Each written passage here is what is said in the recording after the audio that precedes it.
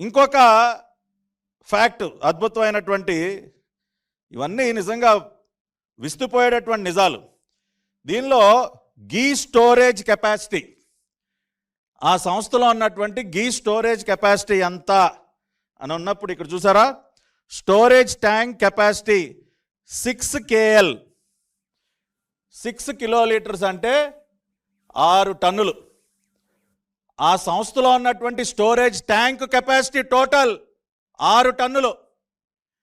ఇవాళ టీటీడీకి సరఫరా అయ్యేటువంటి ఒక్కొక్క లారీ 16 టన్నుల లారీ వస్తుంది గీ.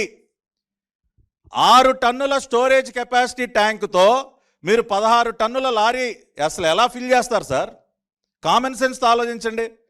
ఇప్పుడు నా ప్లాంట్లో కేవలం 6 టన్సే నాకు స్టోరేజ్ అండి. 6 టన్స్ స్టోరేజ్తో 16 టన్నుల లారీని ఎలా ఫిల్ చేస్తాను నేను? అది సాధ్యమేనా? అసలు సాధ్యమయ్యేటటువంటి పని కాదు.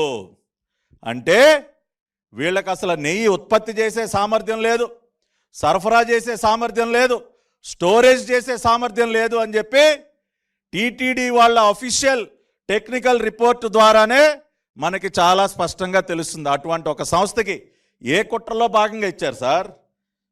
ఇది కుట్రగాక, ఇది తెలిసి చేసినటువంటి పాపంగాక ఇంకేంటని అడుగుతా ఉన్నా.